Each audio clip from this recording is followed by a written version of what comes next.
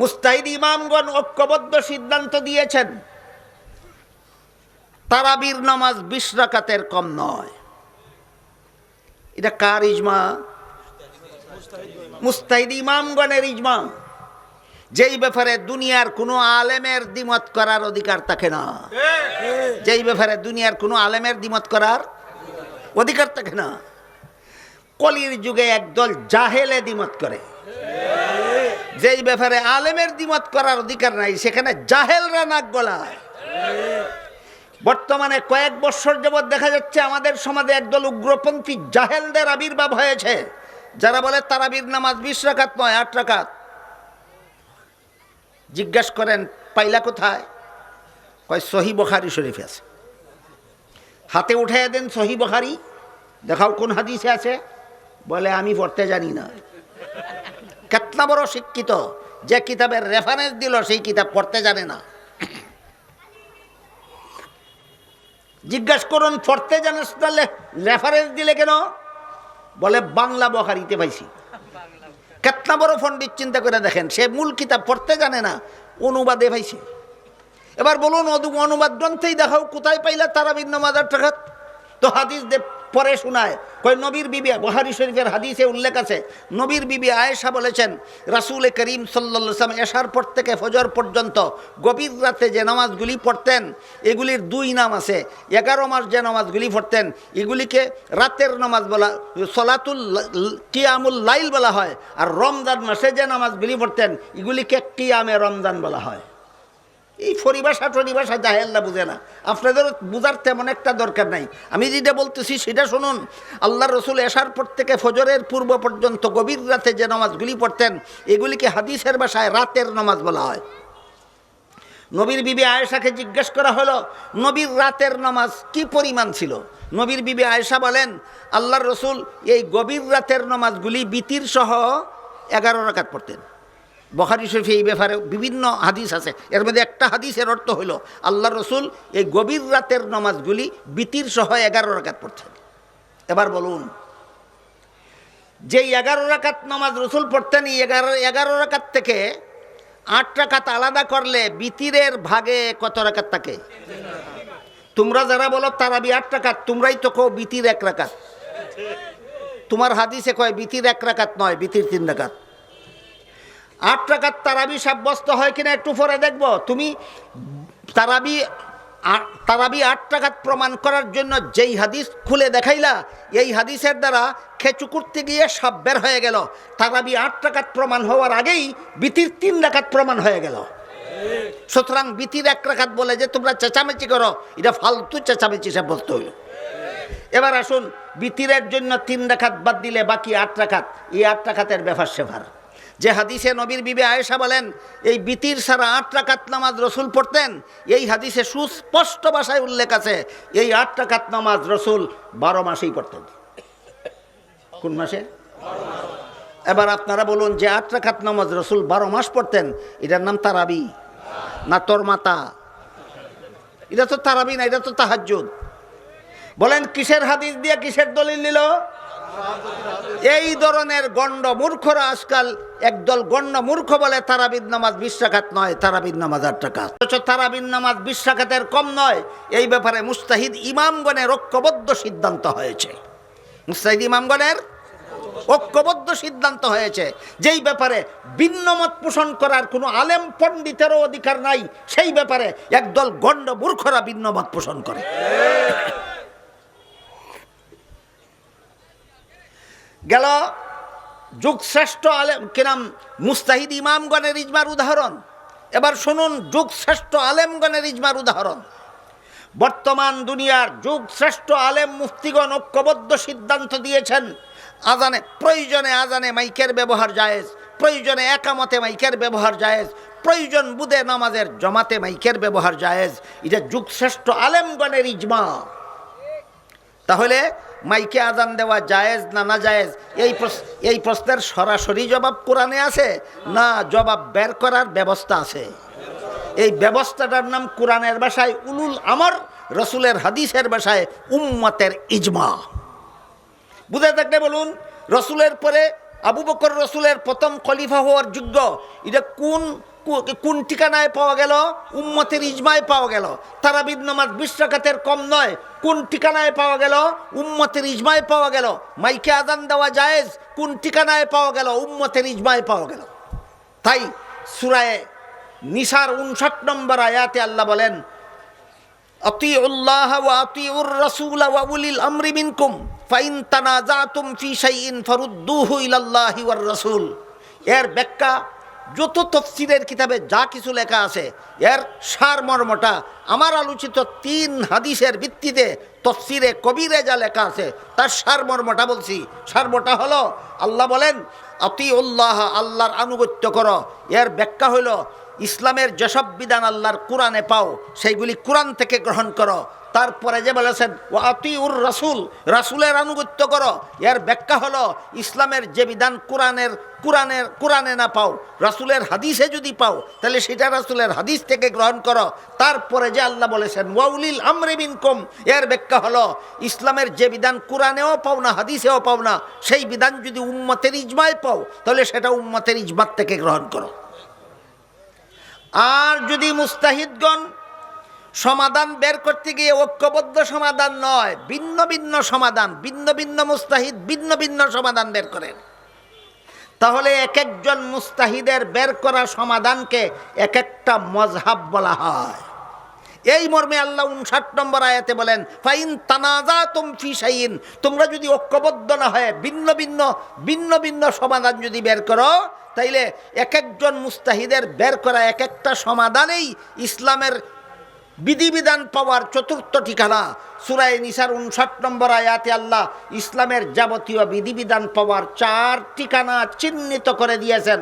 1 নম্বর ঠিকানার নাম আল্লাহর কোরআন, 2 নম্বর ঠিকানার নাম রাসূলের হাদিস, 3 নম্বর ঠিকানার নাম উম্মতের ইজমা, 4 নম্বর ঠিকানার নাম মুস্তাহিদগণের মযহাব।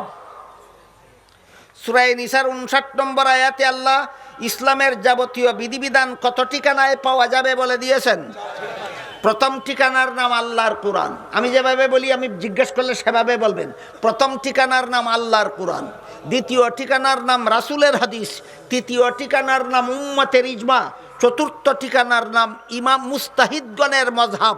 চতুর্থ ঠিকানার নাম মুস্তাহিদগণের মযহাব। এখন যদি আপনি বলেন আমি উম্মতের ইজমা মানি না, তাহলে সূরা নিসার 59 নম্বর আয়াত মানেন না। এখন যদি বলেন আমি মযহাব মানি না, তাহলে আপনি সূরা নিসার 59 নম্বর আয়াত মানেন না। 59 নম্বর আয়াত মানতে হইলে কোরআন মানতে হবে, হাদিস মানতে হবে, ইজমা মানতে হবে, মযহাব মানতে হবে। যারা মযহাব মানে না এরা বলে, প্রশ্ন করে, মযহাব যদি ইসলামের বিধানের কোনো ঠিকানা হয়ে থাকতো তাহলে সাহাবায়ে কেরামের মধ্যে মযহাব ছিল না কেন? আবু বকরের নামে একটা মযহাব হইল না কেন? খলিফা উমরের নামে একটা মযহাব হইল না কেন? উসমানের নামে একটা মযহাব হইল না কেন? আলীর নামে একটা মযহাব হইল না কেন? সাহাবায়ে কেরামের নামে কোনো মযহাব হইল না কেন? আমি বলবো এই গণ্ড মূর্খরা সাহাবাও চিনে না, মযহাবও চিনে না। আবু বকরের একটা মযহাব ছিল আলাদা, এই মূর্খরা জানে না। হযরত উমরের একটা মযহাব ছিল আলাদা, এই মূর্খরা জানে না। হযরত ইবনে আব্বাসের একটা মযহাব ছিল আলাদা, মূর্খরা জানে না। হযরত ইবনে মাসউদের একটা মযহাব ছিল আলাদা, মূর্খরা জানে না। নবীর বিবি আয়েশার একটা আলাদা মযহাব ছিল, মূর্খরা জানে না। দুই একটা উদাহরণ দেব। আমি আশা করি নবীর খাঁটি উম্মত হিসাবে আপনারা সকলে জানেন এবং বিশ্বাস করেন। রাসূল করিম সাল্লাল্লাহু আলাইহি ওয়াসাল্লাম মেরাজের রাত্রে সশরীরে জাগ্রত অবস্থায় 7 আসমানের উপরে জান্নাত জাহান্নাম পরিদর্শনে আল্লাহর সাক্ষাতে গিয়েছিলেন। বিশ্বাস করেন? তখন আল্লাহ রাসূল চাক্ষুষভাবে জান্নাত দেখেছেন, চাক্ষুষভাবে জাহান্নাম দেখেছেন, আল্লাহর সাথে সাক্ষাতে কথাবার্তা বলেছেন। কিন্তু আল্লাহকে দেখেছেন কিনা এই প্রশ্নের জবাবটা কোরআন হাদিসে পরিষ্কারভাবে নাই। মেরাজের রাত্রে যখন রাসূল আল্লাহর সাথে কথা বলেছিলেন তখন আল্লাহকে দেখেছেন কিনা, দেখে থাকলে কিভাবে দেখেছেন, এর ব্যাখ্যা কোরআন হাদিসে নাই। এমন সমাধান কিভাবে বের করতে হয়? ইজতিহাদ। এমন সমাধান কিভাবে বের করতে হয়? ইজতিহাদ। মেরাজের রাত্রে রাসূল যখন আল্লাহর সাথে কথা বলেছিলেন তখন আল্লাহকে দেখেছেন কিনা, দেখে থাকলে কিভাবে দেখেছেন, যে এই সমাধান বের করার জন্য ইস্তেহাদ করেছেন নবীর বিবি আয়েশা রাদিয়াল্লাহু আনহা ও নবীর আপন চাচাতো ভাই উম্মতের শ্রেষ্ঠ মুফাসসিরে কুরআন হযরত আব্দুল্লাহ ইবনে আব্বাস রাদিয়াল্লাহু আনহু। ইবনে আব্বাস গবেষণা করে বের করেন, নবী মেরাজের রাত্রে আল্লাহর সাথে কথা বলার সময় আল্লাহকে দেখেছেন, চর্মচোখেই দেখেছেন। এটা ইবনে আব্বাসের মাযহাব। নবীর বিবি আয়েশা বলেন, নবী মেরাজের রাত্রে আল্লাহর সাথে সাক্ষাতে কথা বলার সময় আল্লাহকে দেখেছেন, চর্মচোখে নয়, অন্তর চোখে দেখেছেন। এবার বলুন, মেরাজের রাত্রে নবী আল্লাহকে চর্মচোখে দেখেছেন, এটা কার মাযহাব? ইনি সাহাবী না। নবী মেরাজের রাত্রে আল্লাহকে চর্মচোখে নয়, অন্তর চোখে দেখেছেন, এটা কার মাযহাব? ইনি সাহাবী না। যে তোরা কো সাহাবীদের মধ্যে মজাব নাই, ইবনে আব্বাস তোর বাপ নি। বলেন ইবনে আব্বাসের আল্লাহর একটা মজাব আছে কিনা? নবীর বিবি আয়েশার একটা মজাব আছে কিনা? নবীর বিবি আয়েশা নবীর ঘরের বাইরের মানুষ ছিলেন না ঘরের ভিতরের? তাহলে মজাব নবীর ঘরের ভিতরে ছিল, মজহাব নবীর ঘরের ভিতরে ছিল। বলতে পারো গুফানে গুফানে থাকলে থাকতেও পারে, নবী হয়তো জানেন না। চাফাবাজি যারা করে এভাবেই বলে। তাহলে আর একটা ঘটনা বলি, শুনুন। রাসূল করিম সাল্লাল্লাহু আলাইহি ওয়াসাল্লাম একদল সাহাবাদেরকে একটা যুদ্ধে পাঠাইলেন। ইতিহাসের ভাষায় এটাকে গজওয়ায়ে বনি কুরাইজা বলা হয়। বলে দিলেন, তোমরা এত দ্রুত গতিতে যাবে যেন গন্তব্যস্থলে গিয়ে আসরের নামাজ পড়তে পারো। তখন সেই সময় হাতে ছিল, কিন্তু ঘটনাক্রমে রাস্তায় এমন দেরি হয়ে গেল, গন্তব্যস্থলে গিয়ে আসরের নামাজ পড়ার মতো সময় হাতে রইল না। তখন রাস্তায় পড়বে না গন্তব্যস্থলে গিয়ে পড়বে, এটা নিয়ে তাদের মধ্যে দ্বিমত হয়ে গেল। কিছু সাহাবা রাস্তায় ওয়াক্তের ভিতরে আসর পড়লেন, কিছু সাহাবা গন্তব্যস্থলে গিয়া আসরের নামাজ কাজা করলেন। একদিনের আসরের নামাজ নিয়ে দুই দল সাহাবার এক মাযহাব হইল না দুই মাযহাব হইল? সহিহ বুখারী শরীফের হাদিসে উল্লেখ আছে, উভয় মাযহাবের সংবাদ রসুলকে দেওয়া হলো। রসুল উভয় মাযহাবকে সমর্থন দিলেন। নবীর ঘরে মাযহাব ছিল না, নবী জানতেন না। দান দেওয়া অনাস্থা দিয়েছিলেন না সমর্থন? এই হাদিসগুলি যারা বলে আমরা আহলে হাদিস, এরা এই হাদিসগুলি পড়ে না, এরা পায় না, হাদিস পায় না। মযহাব ছিল নবীর ঘরের ভিতরে, মযহাব ছিল নবীর সাহাবাগণের মধ্যে। মযহাবের সংবাদ নবীকে বলা হয়েছে, মযহাবকে নবী সমর্থন দিয়েছেন। যারা পায় না, এরা কেন পায় না আপনাদেরকে বোঝাবার জন্য একটা গল্প বলি, শুনো। অনেক মানুষ এমন পাওয়া যায়, এই এতটুকু উঁচু, প্রায় 1.5 ফুট, 1.25 ফুট লম্বা। বাংলা ভাষায় এদেরকে বামন বলা হয়। বামন, আপনারা কি বলেন জানি না। বামন। একটা মেয়ে ছিল বামন, বয়স হয়েছে 20 বছর। বলুন তো বিয়ের বয়স হয়েছে কিনা? হয়েছে। এই জন্য এই বামন মেয়েটার বাবা তাকে বিয়ে দিল। এই বামন পুত্রবধূ শাশুড়ির সাথে পাকঘরে রান্নাবান্না করছিল। এমত অবস্থায় শাশুড়ি বামন পুত্রবধূকে কলসি দিয়া পুকুরে পাঠালো পানি আনার জন্য। অনেকক্ষণ যাবৎ কলসি নিয়ে ঘরে ফিরে না। শাশুড়ি রান্নাঘর থেকে ডেকে, বৌমা বৌমা এতক্ষণ যাবৎ কলসি নিয়ে আসো না কেন? বৌমা পুকুর থেকে জবাব দেয়, শাশুড়ি আম্মা, বিয়েতে আপনারা আমার গলায় যে একটা স্বর্ণের হার দিয়েছিলেন, কলসিতে পানি ভরার সময় আমার গলার হারটা ছিঁড়ে কলসির ভিতরে পড়ে গেছে। কোথায় পড়েছে? রান্নাঘর থেকে শাশুড়ি বলে, কলসির ভিতরে যদি তোমার হার পড়ে থাকে, কলসির ভিতরে হাত দিলেই দেখবা তোমার গলার হার কলসির তলায় বসে আছে না বের হয়ে চলে গেছে? বসে আছে। বৌমা পুকুরের পাড় থেকে জবাব দেয়, শাশুড়ি আম্মা, এতক্ষণ যাবৎ কলসির ভিতরটা আমি হাতড়াইতেছি, এই কলসির তলায় আমার হার বসে থাকবে দূরের কথা, আপনাদের কলসিটার তো তলাই নাই। বলতে পারেন কেউ তলা নাই বলে কেন? বলেন কলসির তলা নাই না বামনের হাতে নাগাল ভাই না? বলুন হাদিসে মজাব নাই না বামনরা লাগাল ভাই না? এই বামনদের নাম হইল আহলে হাদিস। আর একটা প্রশ্নের জবাব দিয়ে শেষ করতে চাই, সেটা হলো কোন দেশের মুসলমান কোন মজাব পালন করবে? এই পর্যন্ত আমরা জানলাম সূরা নিসার 59 নম্বর আয়াতে আল্লাহ বলে দিয়েছেন, ইসলামের যাবতীয় বিধিবিধান 4 ঠিকানায় পাওয়া যাবে। কত ঠিকানায়? প্রথম ঠিকানার নাম আল্লাহর কোরআন, দ্বিতীয় ঠিকানার নাম রাসূলের হাদিস, তৃতীয় ঠিকানার নাম উম্মতের ইজমা, চতুর্থ ঠিকানার নাম মুস্তাহিদগণের মযহাব। এই 4 ঠিকানা আল্লাহ কোন সূরার কত নম্বর আয়াতে বলে দিয়েছেন? সূরা নিসার 59 নম্বর আয়াত। এখন প্রশ্ন বাকি রইল, মযহাব যে নবীর ঘরের ভিতরে ছিল না ছিল না? নবী জানতেন না? না জানতেন? জানতেন। জেনে অনাস্থা দিয়েছিলেন না সমর্থন?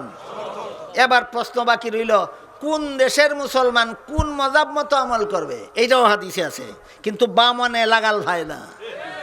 কারা লাগাল ভাই না? হাদিসে আছে কোন দেশের মযহাব, কোন দেশের মুসলমান কোন মযহাব পালন করতে হবে। এই হাদিসটা হলো হযরত রাসূল করিম সাল্লাল্লাহু আলাইহি ওয়াসাল্লাম হযরত মুআয ইবনে জাবাল রাদিয়াল্লাহু আনহুকে ইয়ামান দেশের যাবতীয় সমস্যাবলীর সমাধানদাতা দিয়ে বানিয়ে পাঠিয়েছিলেন। ইয়ামানের মুফতি, ইয়ামানের কাজী, ইয়ামানের বিচারক বানিয়ে হযরত মুআজকে ইয়ামান পাঠিয়েছিলেন। মুআজ নবীর প্রিয় সাহাবী। বিদায়ের সময় রাসূল মুআজকে জিজ্ঞাসা করলেন, মুআজ তুমি ইয়ামানবাসীকে তাদের জীবনের সব সমস্যার সমাধান কোথা থেকে দেবে? মুআজ বলেন, আল্লাহর কোরআন থেকে দেব। রাসূল জিজ্ঞেস করেন, যেই সমস্যার সমাধান কোরআনে পাবে না সেই সমস্যার সমাধান কোথা থেকে দেবে? মুআজ বলেন, রাসূলের হাদিস থেকে দেব।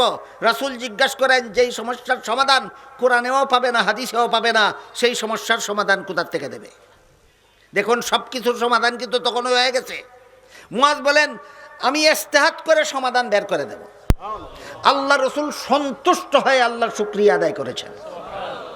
এবার বলুন, কার ইজতিহাদগত সমাধান মেনে চলার জন্য রাসূল ইয়ামানবাসীকে ব্যবস্থা দিলেন?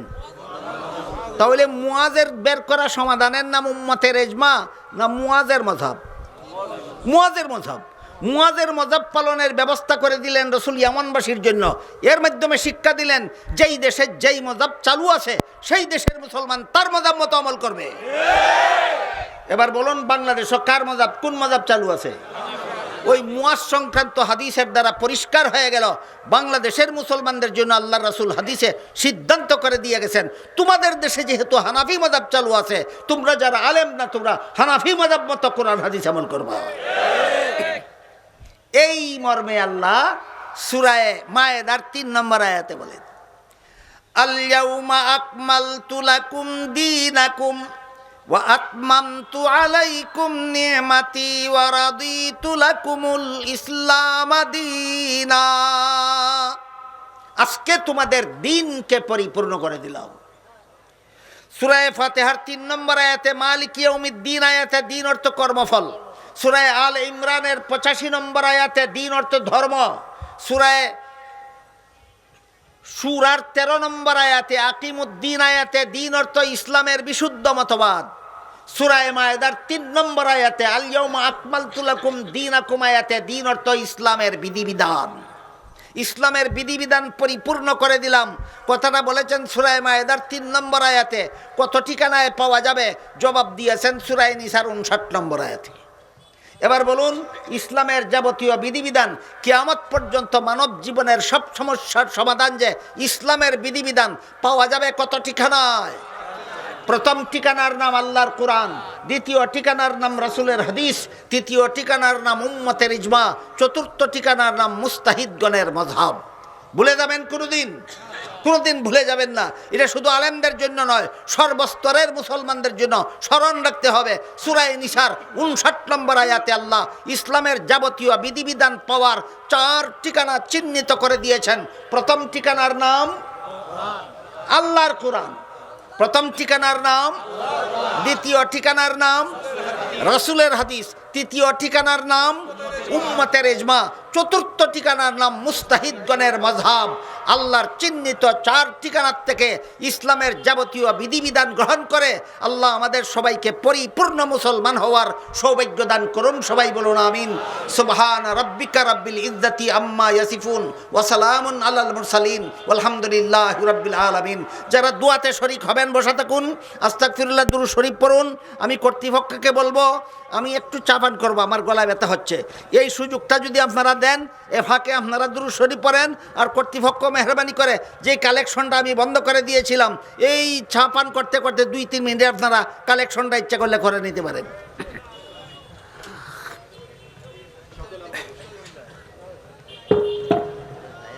মেহেরবানি করে আমরা মজমা ত্যাগ করবো না, সকলে বসি, সকলে আমরা বসি।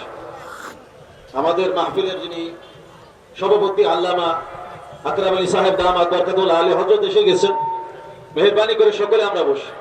এত বড় মজমা আমরা সকলে যদি সহযোগিতা করি তাহলে এদের জন্য সহজ হবে। প্রতি বছর একটি মজমা আয়োজন করা অনেক সুন্দর হবে। এই জন্য ভিতর থেকে যারা চাঁদা আদায়ের জন্য জিম্মাদার আছেন দ্রুত চলে যান। সকলে আমরা পকেটে হাত দিই। 10 টাকা, 20 টাকা, 50 টাকা, 100 টাকা, 500 টাকা, 1000 টাকা, যে যা পারি এই বড় ইসলামী মহাসম্মেলনের জন্য, তাফসীরুল কোরআন মাহফিলের জন্য আমরা সহযোগিতা করি। আর অল্প সহযোগিতা ইনশাআল্লাহ অনেক সবের অধিকারী আমি হয়ে যাব। পুরো মজমা আয়োজনে যে সব হবে ইনশাআল্লাহ আমরা অল্প সহযোগিতা যারা করব সেই সবের ভাগীদার আমি হয়ে যাব। মেহেরবানি করে সকলে আমরা শরীক থাকি। মাশাআল্লাহ। আল্লাহ পাক রব্বুল আলামিন সকলকে সহযোগিতার তৌফিক দান করেন।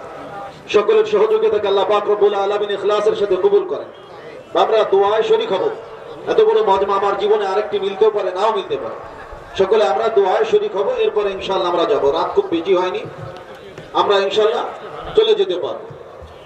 সকলে আমরা পকেটে হাত দিই, অনুদান যারা গ্রহণ করছে লাল ব্যাগে করে আমরা সেই ব্যাগের মধ্যে আমাদের অনুদানের অংশটা দিয়ে দিই। সকলে শরীক থাকে। মাশাআল্লাহ। আল্লাহ পাক রব্বুল আলামিন কবুল করেন, ইখলাসের সাথে কবুল করেন, সকলে সহযোগিতা করেন। ভাইকে আমরা ছবি না তুলি, হযরতের নিষেধ আছে। মেহেরবানি করে আমরা কেউ ছবি তুলব।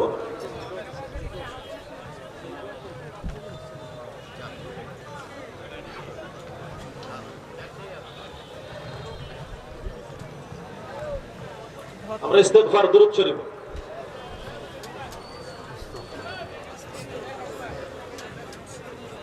ইস্তেগফার দুরূদ শরীফ পড়ি। এখনই দোয়া হবে ইনশাআল্লাহ। হুজুর কোথায়? হুজুর দোয়া করবেন না? আরে আমি আপনার অপেক্ষা আছি। চেয়ারটা দেন, হুজুরকে চেয়ারটা দেন। আমি খুব ক্লান্ত, বলতে পারতেছি না। আওয়াজ আমি আমিন বলবো। মেহরবানি করে আজকের যারা অতিথিবৃন্দ ছিলেন সকলে আলহামদুলিল্লাহ একে একে স্টেজে উপস্থিত হয়েছেন। সকলকে অল্প করে কথা বলার সুযোগ দেওয়া উচিত ছিল। সবার স্বল্পতা, আমাদের মেহমান অনেক দূরে যাবেন, বারবার তিনি বলছেন। আমাদের মহব্বতে দীর্ঘ সময় তিনি দিয়েছেন, এরপরে হযরতকে স্টেজে রেখে কথা বলাটা আসলে এক প্রকার বেয়াদবি হবে। অতিথিবৃন্দ যারা আছে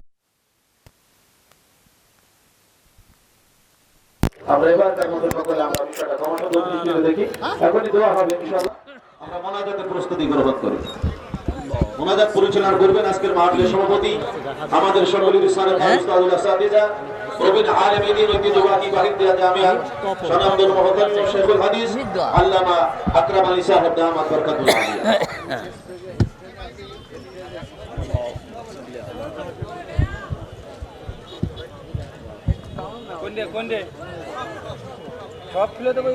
ইসলামের নামে ভ্রান্ত মতবাদ পোষণকারী দুই প্রকার। এক প্রকারের ভ্রান্ত মতবাদ প্রকাশ্য কুফুরি, দাবি করে এদের ধর্ম ইসলাম, আর কুফুরি মতবাদ পোষণ করে। এই রকম নিছক দাবির কারণে মুসলমান হওয়া যায় না। কুফুরি মতবাদের কারণে এই সমস্ত নামদারি মুসলমান কাফের গণ্য হয় আল্লাহর দরবারে। এর একটি উদাহরণ আল্লাহ পাক রব্বুল আলামিন পবিত্র কোরআনের সূরা আহজাবের 40 নম্বর আয়াতে বলেছেন, মা কানা মুহাম্মাদুন আবা আহাদিম মির রিজালিকুম ওয়ালাকির রাসূলুল্লাহি ওয়া খাতামান নাবিয়্যিন। এর অর্থ হলো আল্লাহ বলেন, মুহাম্মদ সাল্লাল্লাহু আলাইহি ওয়াসাল্লাম তোমাদের বংশগত পিতা নন, বরং আল্লাহর রাসূল হওয়ার সুবাদে তিনি তোমাদের আধ্যাত্মিক পিতা। কি বললেন সূরা আহজাবের 40 নম্বর আয়াতে? মুহাম্মদ সাল্লাল্লাহু আলাইহি ওয়াসাল্লাম আমাদের বংশগত পিতা না আধ্যাত্মিক পিতা? এখানে পরবর্তী কথা বোঝার আগে দুই রকম পিতার ডেফিনেশন জানা থাকা দরকার। যে পিতার শরীরের অংশ দ্বারা সন্তানের শরীর গঠন হয় এমন পিতাকে বংশগত পিতা বলা হয়। আর যার পবিত্র আত্মার পরশে অপরের আত্মা পবিত্র হয় তাকে আধ্যাত্মিক পিতা বলা হয়। সমস্ত নবী রাসূলগণের আত্মা সকল প্রকার গুনাহ থেকে পবিত্র, তাই এই পবিত্র আত্মার অধিকারী নবীগণের সংস্রবে যারা যায়, তাদের কথা যারা শুনে, তাদের কথা মতো যারা জীবনযাপন করে, এদের আত্মাটাও শেষ পর্যন্ত পবিত্র হয়ে যায়। বুঝে থাকলে এবার বলুন তো, কার পবিত্র আত্মার পরশে কার আত্মা পবিত্র হলো? নবীর পবিত্র আত্মার পরশে উম্মতের আত্মা পবিত্র হলো। এইরকম পবিত্র আত্মার অধিকারী সমস্ত নবী রাসূলগণ। একজনের আত্মাও গুনার দ্বারা কলুষিত নয়, একজন নবীর আত্মাও গুনার দ্বারা কলুষিত নয়। সকল নবীর আত্মা সকল প্রকার গুনার থেকে পবিত্র। এই কথাটা আল্লাহ সুস্পষ্ট ভাষায় ঘোষণা দিয়েছেন এক আয়াতে। আল্লাহ বলেন, লা ইয়ানালু আহদিজ জালিমিন, গুনাহগারদেরকে আমি নবী বানাই না, আর যাদেরকে নবী বানাই তারা কোনোদিন গুনাহ করে না। আল্লাহর এই ঘোষণাটা দুই একজন নবীর বেলায় ব্যতিক্রম, না সকল নবীর বেলায় সার্বজনীন? সার্বজনীন মূলনীতি। সমস্ত নবীগণের জন্য আল্লাহ সার্বজনীন মূলনীতি নির্ধারণ করে দিয়ে বলেন, লা ইয়ানালু আহদিজ জালিমিন, আমি নবুয়তের পদ কোনো গুনাহগারকে দেই না, যাদেরকে নবী বানাই তারা জীবনে কোনোদিন গুনাহ করে না। তাহলে বেগুনা নিষ্পাপ হওয়া এটা কোনো নবীর বেলায় ব্যতিক্রম ধর্মী বিশেষণ নয়, এটা সকল নবীর বেলায় সার্বজনীন মূলনীতি। কাজেই কোন নবীর জীবনের কোনো ঘটনাকে যদি আপনি মন গড়াভাবে ব্যাখ্যা করেন, তাহলে তাকে গুনাহগার সাব্যস্ত করতে পারবেন। আমার কথা বুঝে থাকলে বলুন, বিশুদ্ধ ব্যাখ্যার দ্বারা কোনো নবী গুনাহগার সাব্যস্ত হন, না মন গড়া উপব্যাখ্যার দ্বারা? কোন নবীর জীবনের কোনো ঘটনাকে যদি আপনি মন গড়াভাবে অপব্যাখ্যা করেন, তাহলে তাকে গুনাহগার সাব্যস্ত করতে পারবেন। তখন আপনার ব্যাখ্যাটা হবে আল্লাহর সামগ্রিক মূলনীতি বিরোধী। তখন আপনার ব্যাখ্যাটা হবে আল্লাহর সামগ্রিক মূলনীতি বিরোধী। এর একটা উদাহরণ, আল্লাহ আদম আলাইহিস সালামকে জান্নাতে দিয়ে বলেছিলেন, জান্নাতে যেখানে ইচ্ছা সেখানে বসবাস করুন, সব রকমের ফলমূল খান, একটি গাছের ফল খেতে নিষেধ করেছেন। শেষ পর্যন্ত আদম ইবলিসের দুখায় পরে নিষিদ্ধ গাছের ফল খেয়েছিলেন। ঘটনা সবাই জানেন, কোরআনের বহু আয়াতে আছে, রাসূলের বহু হাদিসে আছে। যাদের ঘটনা জানা আছে বলুন তো, আদম কি আল্লাহর সেই নিষেধ রক্ষা করতে পেরেছিলেন, না ইবলিসের দুখায় পরে লঙ্ঘন করেছিলেন? এই ঘটনাটাকে যদি আপনি মন গড়াভাবে এই ব্যাখ্যা করেন যে আল্লাহর আদেশ নিষেধ লঙ্ঘন করলেই গুনাহ হয়, আদম যেহেতু লঙ্ঘন করেছেন তাই আদম গুনাহ করেছেন, এই ব্যাখ্যা ইচ্ছা করলে আপনি করতে পারেন। এই ব্যাখ্যাটা বলুন আল্লাহর সামগ্রিক মূলনীতির পক্ষে যায় না বিরুদ্ধে যায়? প্রমাণ হয়ে গেল তোমার ব্যাখ্যা মন গড়া। কি প্রমাণ হয়ে গেল? ব্যাখ্যা তোমার মন গড়া। তাহলে বিশুদ্ধ ব্যাখ্যা কোনটা? বিশুদ্ধ ব্যাখ্যা অনেকগুলি আছে। আমি আগেই বলেছি আমার সময় খুবই কম। এই মুহূর্তে আমি রওনা দিলেও আমার বাড়ি পৌঁছতে ফজরের সময় হবে। কাজে খুব শর্টকাটে কথা বলতে হবে, খুব সংক্ষিপ্তভাবে বলার জন্য বলছি। আদমের নিষিদ্ধ গাছের ফল খাওয়ার বিভিন্ন ব্যাখ্যা আছে, বিশুদ্ধ ব্যাখ্যা, যেই ব্যাখ্যাগুলি আল্লাহর মূলনীতির বিরুদ্ধে যায় না, পক্ষে থাকে। এর মধ্যে একটা ব্যাখ্যা হলো, মানুষের জীবনের কোনো কাজে সওয়াব হয়, কোনো কাজে গুনাহ হয়, দুনিয়ার জীবনে, জান্নাতি জীবনে নয়। আমার কথা বুঝে থাকলে বলুন, মানুষের কোনো কাজে সওয়াব হয়, কোনো কাজে গুনাহ হয় কোন জীবনে? জান্নাতি জীবনের কোনো কাজে সওয়াব নাই, গুনাহ নাই। এবার বলুন, আদম নিষিদ্ধ গাছের ফল খেয়েছিলেন কোন জীবনে? এর সাথে সওয়াবেরও কোনো সম্পর্ক নাই, গুনাহেরও কোনো সম্পর্ক নেই। এই ব্যাখ্যা বিশুদ্ধ কেন? এই ব্যাখ্যা আল্লাহর মূলনীতির বিরুদ্ধে যায় না। এই ব্যাখ্যা বিশুদ্ধ কেন? এই ব্যাখ্যা আল্লাহর মূলনীতির বিরুদ্ধে যায় না। আল্লাহর মূলনীতি বজায় রেখে মুফাসসিরিনে কেরাম তাফসীরের কিতাবে এই ব্যাখ্যা লিখেছেন। 2 নম্বর বিশুদ্ধ ব্যাখ্যা, দুনিয়ার জীবনেও নিষিদ্ধতার কথা ভুলে গিয়ে আল্লাহর নিষেধ লঙ্ঘন করে ফেললে দুনিয়াতেও গুনাহ হয় না। যেমন ধরুন রমজান মাসের দিনের বেলায় আপনি রোজাদার, আপনাকে আল্লাহ দিনের বেলায় খানাফিনা করতে আদেশ করেছেন না নিষেধ করেছেন, কিন্তু আপনি যদি রোজার কথা ভুলে গিয়ে খানাফিনা করেই ফেলেন, কারো জানা থাকলে বলুন কি পরিমাণ গুনাহ হবে? একটাও না। কেন? ভুলে। আল্লাহ কোরআনে বলেছেন আদম ভুলে গেল। তুমি ভুলে গেলে গুনাহ হয় না, তোমার বাবার বাবার বাবা 14 গোষ্ঠীর বাবা আদমে ভুলে গেলে গুনাহ হয়। তুমি নবীর জীবনী শিখছ কোথায়? তুমি কোরআন শিখেছ কার কাছে? এই হলো 2 নম্বর বিশুদ্ধ ব্যাখ্যা, যেই ব্যাখ্যা আল্লাহর মূলনীতির বিরুদ্ধে যায় না, সুতরাং এইটাও সহি ব্যাখ্যা। তাই বিশুদ্ধ মতবাদের মনীষীগণ যে সমস্ত তফসিরের কিতাব লিখেছেন, সমস্ত তফসিরের কিতাবে উল্লেখ করে দিয়েছেন, কোরআন হাদিসের কোথাও যদি কোনো নবীর নামের সাথে গুনাহ শব্দ ব্যবহৃত হয়, তাহলে এই গুনার ব্যাখ্যা আল্লাহর মূলনীতি বজায় রেখে করতে হবে। বুঝেন নাই? আল্লাহর মূলনীতি কি ছিল? সমস্ত নবী বেগুনা, সমস্ত নবী বেগুনা, সমস্ত নবী বেগুনা, এটা আল্লাহর মূলনীতি। এখন যদি কোনো নবীর নামের সাথে গুনাহ শব্দ পাওয়া যায়, আল্লাহর মূলনীতি বজায় রেখে ব্যাখ্যা করবা, তোমার ব্যাখ্যা হবে বিশুদ্ধ। আল্লাহর মূলনীতি লঙ্ঘন করে গুনাহ শব্দের ব্যাখ্যা করবা, এটা তোমার মন গড়া ব্যাখ্যা। আর রাসূল বলেছেন যে ব্যক্তি কোরআনে মন গড়া ব্যাখ্যা করবে তার ঠিকানা জাহান্নামে।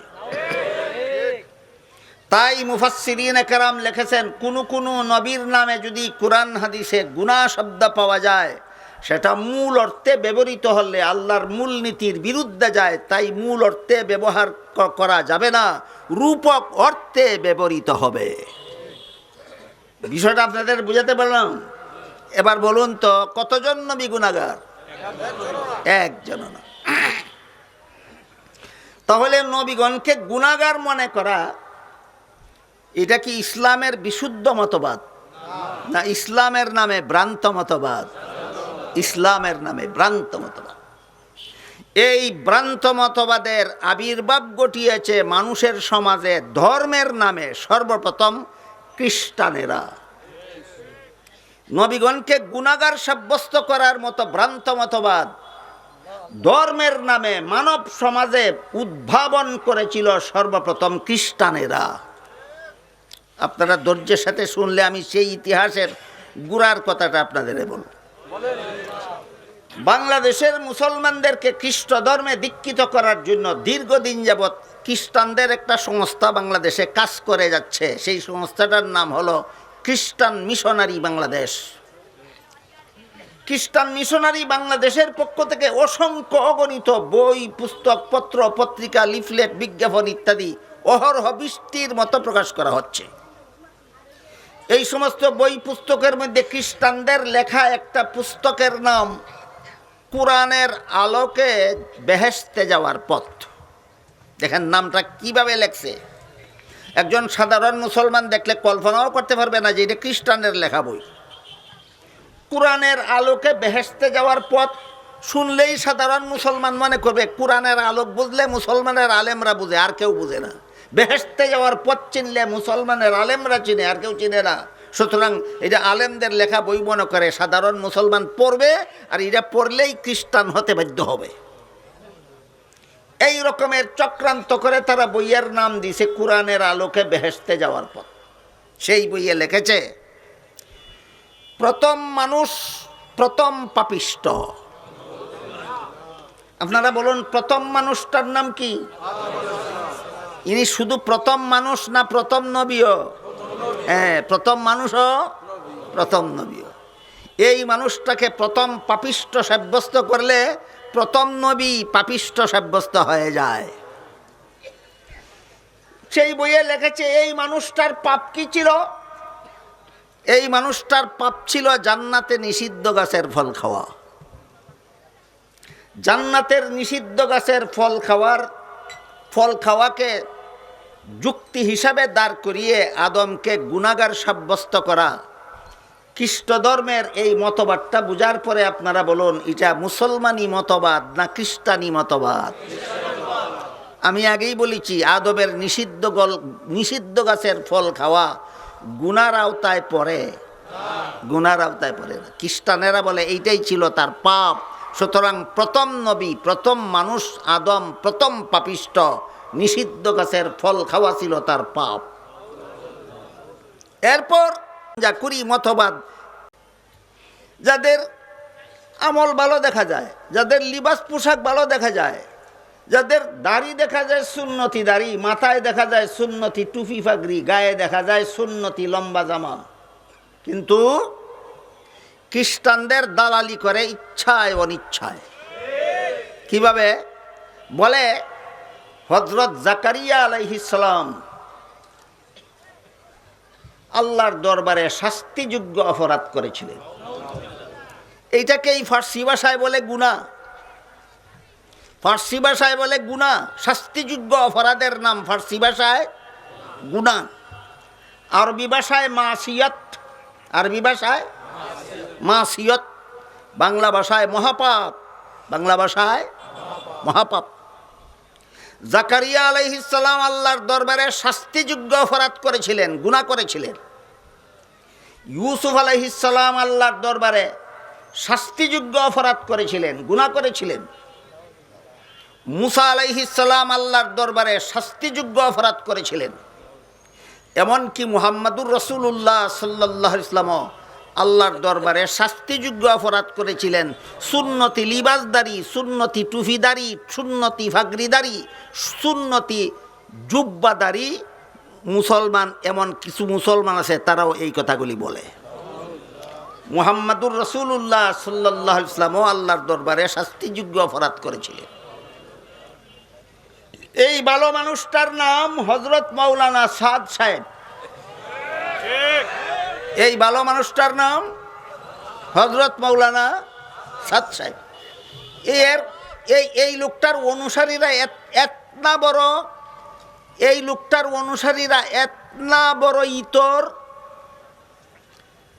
আমার এই প্রতিবাদী কথাটাকে ডিলেট করে দিয়ে, সাদ বলেছে কথাটা ডিলেট করে দিয়ে আমার কণ্ঠে যে তার কথাটা আবৃত্তি করেছি ওইটাই মিডিয়াতে দিয়ে আমার কথা নামে চালিয়ে দেয়। কেতনা বড় বান্দর!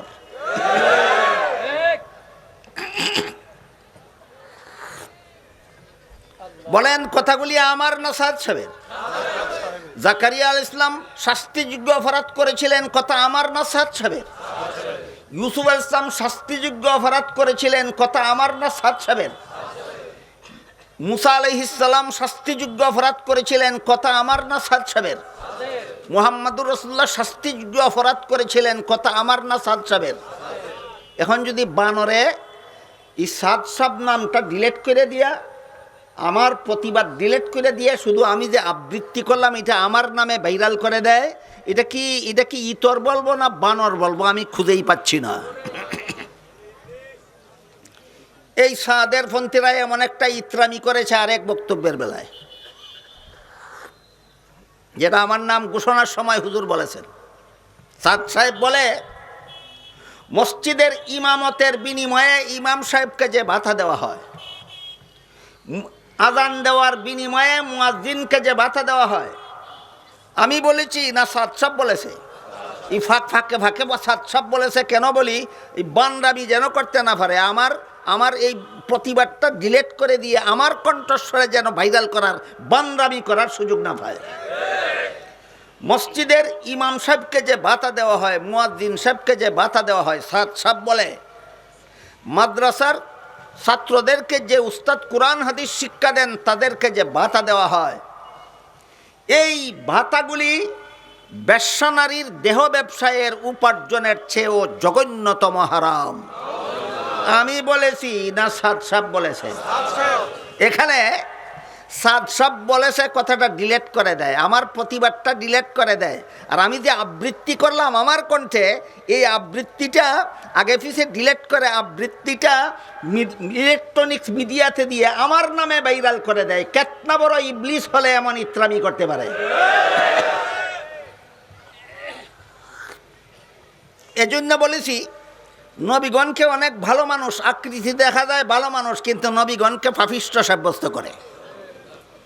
এই সমস্ত ইত্রামি কর্নেওয়ালাদের মধ্যে একজন হইল হজরত মৌলানা সাদ সাহেব। ইনি বলে জাকারিয়া আলাইহিস সালাম আল্লাহর দরবারে শাস্তিযোগ্য অপরাধ করেছিলেন। আমি বলি না, সাদ সাহেব বলে। ইনি বলে ইউসুফ আলাইহিস সালাম আল্লাহর দরবারে শাস্তিযোগ্য অপরাধ করেছেন। আমি বলি না, সাদ সাহেব বলে। এই কথাটা বারবার বলছি কেন? কারণ বান্দামি করবে, এই আগে পরে ডিলেট করে শুধু আমার নামে ভাইরাল করে দেবে। এই সাদ সাহেব বলে মুসা আলাইহিস সালাম আল্লাহর দরবারে শাস্তিযোগ্য অপরাধ করেছিলেন। এই সাদ সাহেব বলে মুহাম্মদুর রাসূলুল্লাহ সাল্লাল্লাহু আলাইহি ওয়াসাল্লাম আল্লাহর দরবারে শাস্তিযোগ্য অপরাধ করেছিলেন।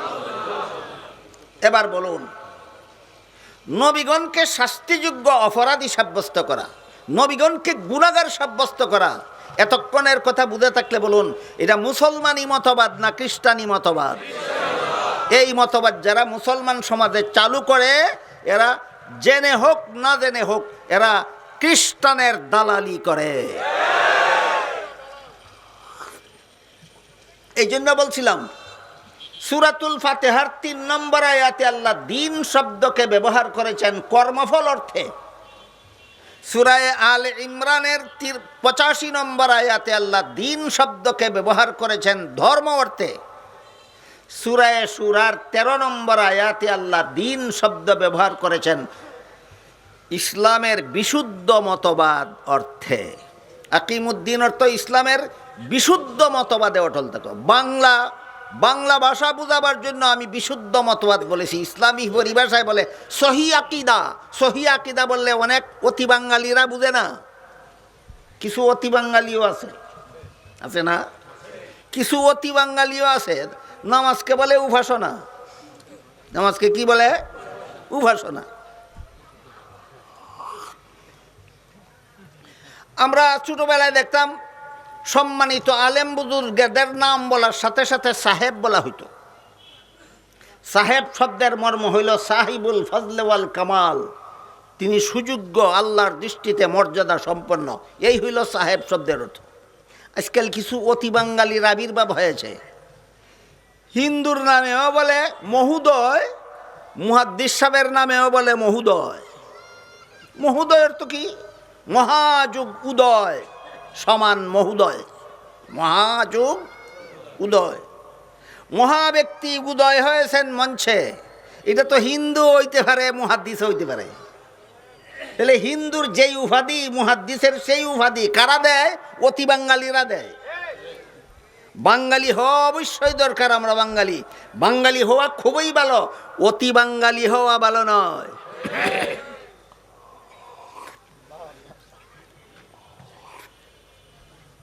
আমার কথা বুঝে থাকলে বলুন, মুহাদ্দিস মহোদয় না মুহাদ্দিস সাহেব? হযরত মাওলানা মহোদয় না হযরত মাওলানা সাহেব? সাহেব মানে আল্লাহর দৃষ্টিতে সম্মানিত, আল্লাহর দৃষ্টিতে মর্যাদাশালী। আর মহোদয় হিন্দুও হইতে পারে, মহোদয় ইহুদিও হইতে পারে, মহোদয় খ্রিস্টানও হইতে পারে, মহোদয় বৌদ্ধও হইতে পারে, মহোদয় নাস্তিকও হইতে পারে, মহোদয় বেঈমানও হইতে পারে। এই জন্য বলেছি সূরা শুরার 13 নম্বর আয়াতে যে আল্লাহ বলেছেন আকিমুদ্দিন, এখানে দিন শব্দের অর্থ হইল সহি আকিদা। সহি আকিদা বললে অতি বাঙালিরা বুঝবে না, এই জন্য অতি বাঙালিদের জন্য বোঝার বাকি না থাকে। তাই বলেছি আকিমুদ্দিন আয়াতে যে আল্লাহ বলেছেন তোমরা ইসলামের সহি আকিদায় অটল থাকো, এর অর্থ হইল বিশুদ্ধ মতবাদে অটল থাকো। কি মতবাদ? বিশুদ্ধ মতবাদ। অনেক মানুষ ইসলামের নামে কুফরি মতবাদ পোষণ করে। এর 1 নম্বর উদাহরণ কাদিয়ানি। 1 নম্বর উদাহরণ কাদিয়ানি প্রসঙ্গটা শেষ করি, তারপরে অন্য প্রসঙ্গে যাই। সূরা আহজাবের 40 নম্বর আয়াতে আল্লাহ বলেন ওয়ালাকির রাসূলুল্লাহি ওয়া খাতামান নাবিয়্যিন, মুহাম্মাদুর রাসূলুল্লাহ যেহেতু আল্লাহর রাসূল, তাই তিনি তোমাদের আধ্যাত্মিক পিতা, রুহানি বাবা, আধ্যাত্মিক পিতা। বলতেছিলাম আধ্যাত্মিক পিতা কাকে বলে? যার পবিত্র আত্মার পরশে অপরের আত্মা পবিত্র হয়। সমস্ত নবীগণের আত্মা সকল প্রকার গুণার থেকে পবিত্র। তাই নবীগণের সংস্রবে যারা যায়, নবীগণের কথা মতো যারা জীবনযাপন করে, তাদের আত্মাটাও আল্লাহ শেষ পর্যন্ত পবিত্র করে দেন। সুতরাং সমস্ত নবীগণ হলেন আপন আপন উম্মতের আধ্যাত্মিক পিতা। বুঝে থাকলে বলুন তো, একজন দুজন নবী উম্মতের আধ্যাত্মিক পিতা না সকল নবী? সকল নবী। কিন্তু এক হাদিসে আল্লাহ রাসূল বলেন, ইন্নাল্লাহ ফাদ্দালানি আলাল আম্বিয়া ওয়া ফাদ্দালা উম্মতি আলাল উমাম। আল্লাহ আমাকে সকল নবীর উপর শ্রেষ্ঠ মর্যাদা দান করেছেন, আর আমার উম্মতকে সকল নবীর উম্মতের উপর শ্রেষ্ঠ মর্যাদা দান করেছেন। আমি সমস্ত নবীগণের চেয়ে শ্রেষ্ঠ, আর আমার উম্মত সকল নবীর উম্মতের চেয়ে শ্রেষ্ঠ। একটু বুঝে শুনে একটা কথার জবাব দিবেন, না বুঝলে চুপ থাকবেন, জবাব আমি দেব। উম্মতের আধ্যাত্মিক পিতা হওয়া কি শুধু আমাদের নবীর একক গুণ, না সকল নবীর ব্যাপক গুণ? তাহলে সূরা আহজাবের 40 নম্বর আয়াতে যে আল্লাহ বললেন, ওয়ালাকির রাসূলুল্লাহি, আল্লাহর রাসূল হিসেবে তিনি তোমাদের আধ্যাত্মিক পিতা।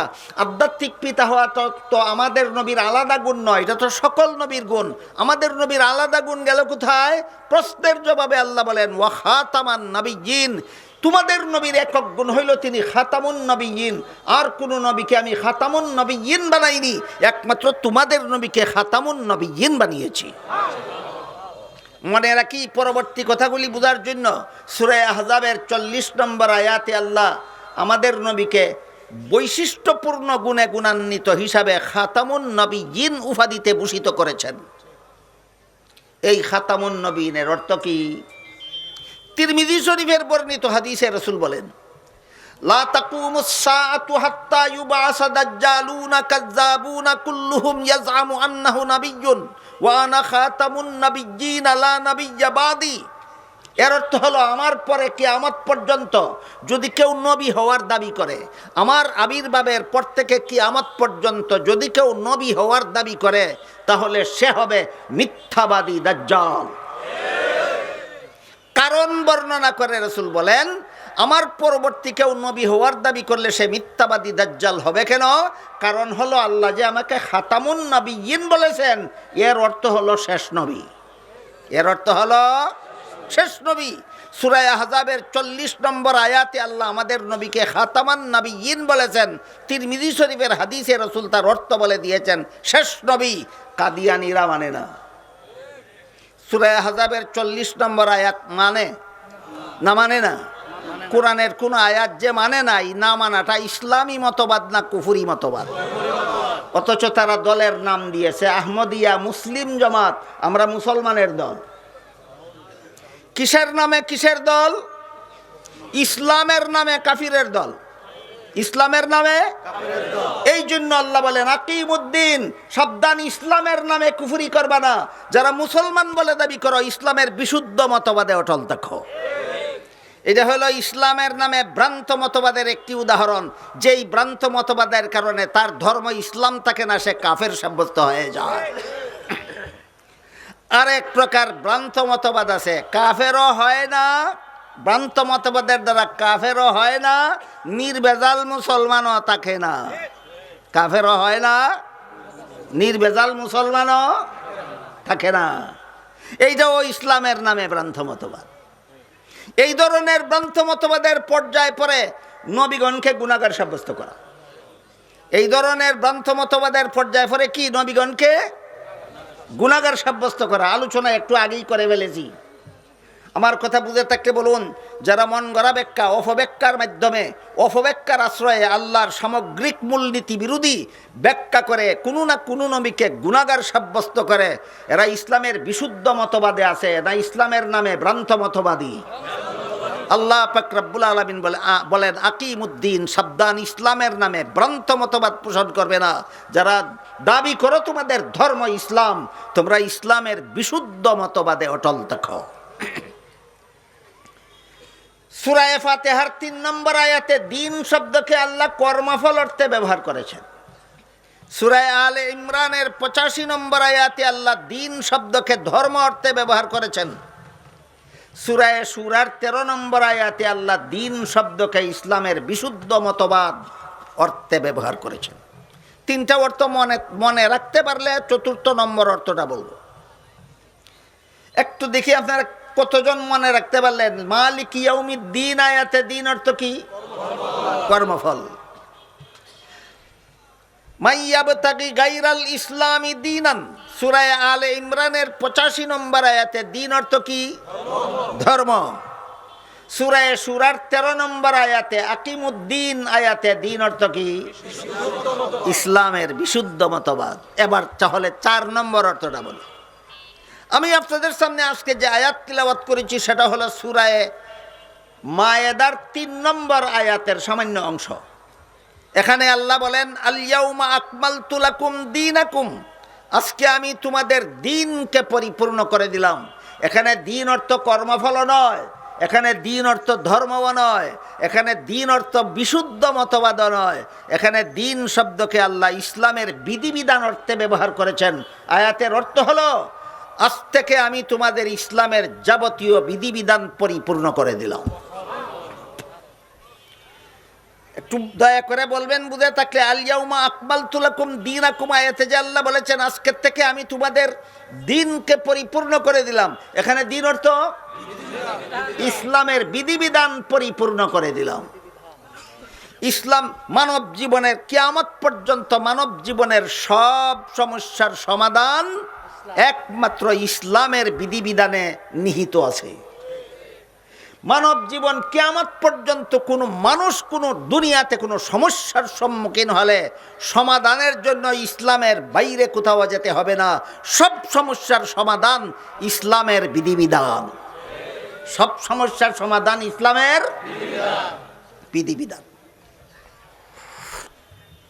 এখানে একটা প্রশ্ন আসতে পারে, বর্তমান বিশ্বে প্রায় সবগুলি দেশের, যত দেশে মুসলমান মসজিদে আজান দেয়, একামত দেয়, জামাতে নামাজ পড়ে, প্রায় সবগুলিতে দেখা যায় মাইকে আজান দেয়।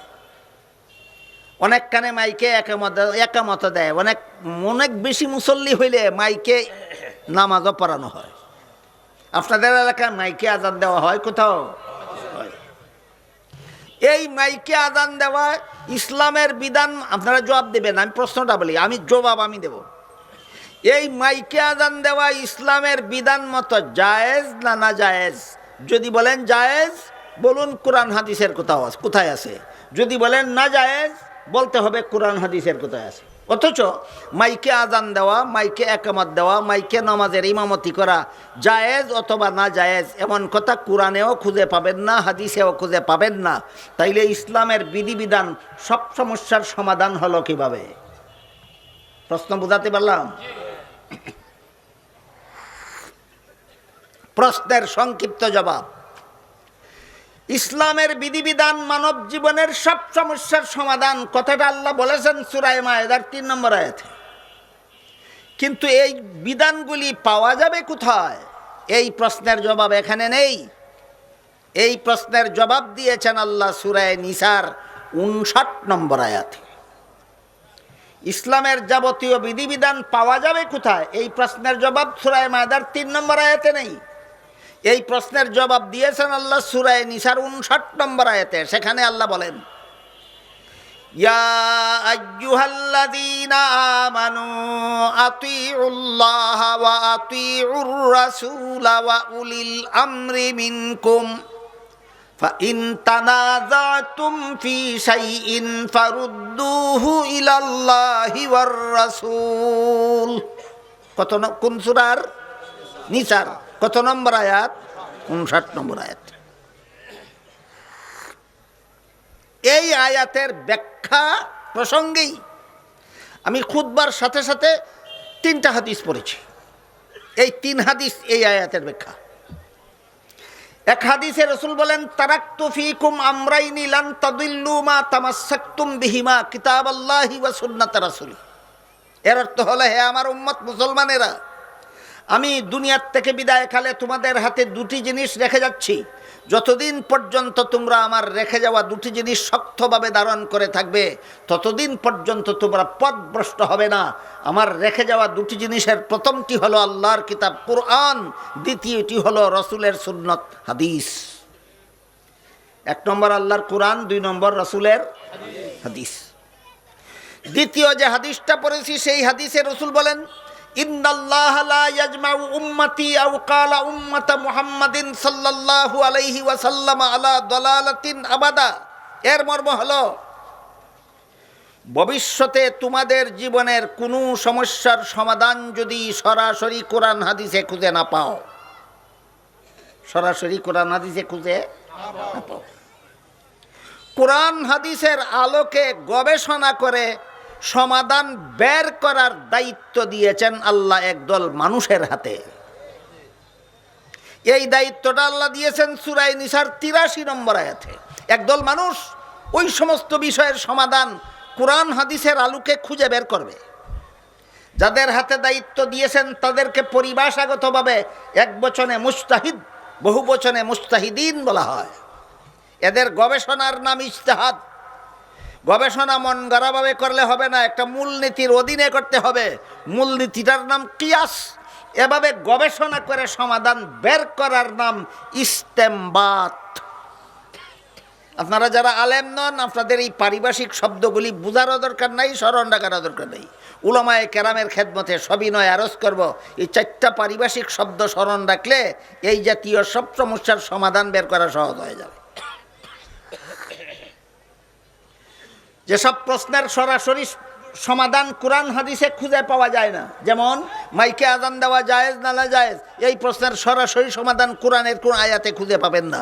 এই প্রশ্নের সরাসরি সমাধান রসুলের কোনো হাদিসে খুঁজে পাওয়া যাবে না।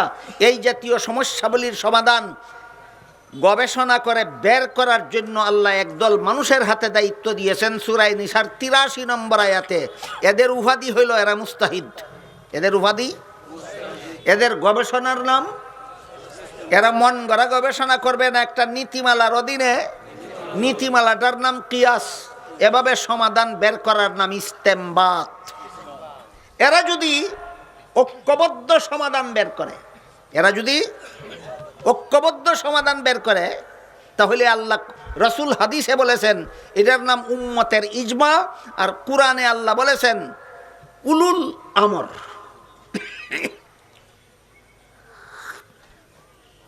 এই ব্যাপারে হাদিস শরীফে রাসূল বলেন, যেই বিষয়ে সরাসরি সমাধান কোরআন হাদিসে খুঁজে পাওয়া যায় না, এই বিষয়ের সমাধান বের করার জন্য আল্লাহ যেসব মুস্তাহিদদের হাতে দায়িত্ব দিয়েছেন, তারা যদি ঐক্যবদ্ধ সমাধান বের করেন, তাহলে তাদের বের করা সমাধানটা কোরআন হাদিসে সরাসরি না থাকলেও মুস্তাহিদগণের ঐক্যবদ্ধ সমাধানটাই আল্লাহর দৃষ্টিতে শতকরা 100% নির্ভুল ইসলামী বিধান গণ্য হবে। মুস্তাহিদরা ঐক্যবদ্ধভাবে ভবিষ্যতে সমাধান বের করবে। আল্লাহর রসুল অগ্রিম সমর্থন দিয়ে বলে গেছেন, বের করবা তোমরা ভবিষ্যতে, আমি অগ্রিম বলে দিলাম তোমাদের বের করা সমাধানটাই আল্লাহর দৃষ্টিতে শতকরা 100% নির্ভুল ইসলামী বিধান বলে গণ্য হবে। এই মুস্তাহিদদের ঐক্যবদ্ধতাকে সূরা নিসার 59 নম্বর আয়াতে উলুল আমর বলা হয়েছে। রাসূলের হাদিসের ভাষায় উম্মতের ইজমা বলা হয়েছে। এই উম্মতের ইজমার 3টা স্তর আছে। একটা সাহাবায়ে কেরামের ইজমা, একটা মুস্তাহিদ ইমামগণের ইজমা, একটা যুগ শ্রেষ্ঠ আলেমগণের ইজমা। আপনারা যারা আলেম নন, আপনাদের মনে রাখা জরুরি না, যেটুকু বুঝেন, যেটুকু মনে রাখেন, এটি যথেষ্ট।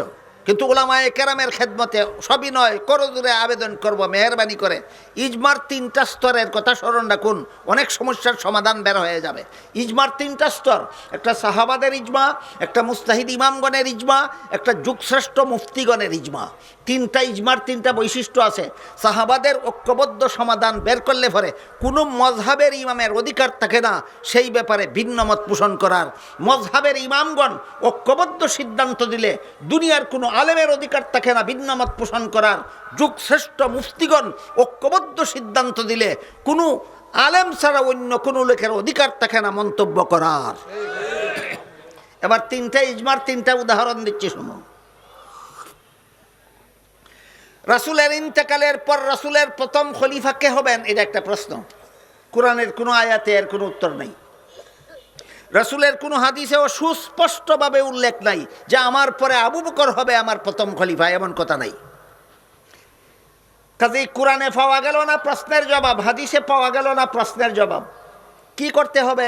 বলতে হবে কোরআন হাদিসে সব সমস্যার সমাধান নাই, নাকি আরেক পথ আছে মুস্তাহিদগণের ইজতিহাদ।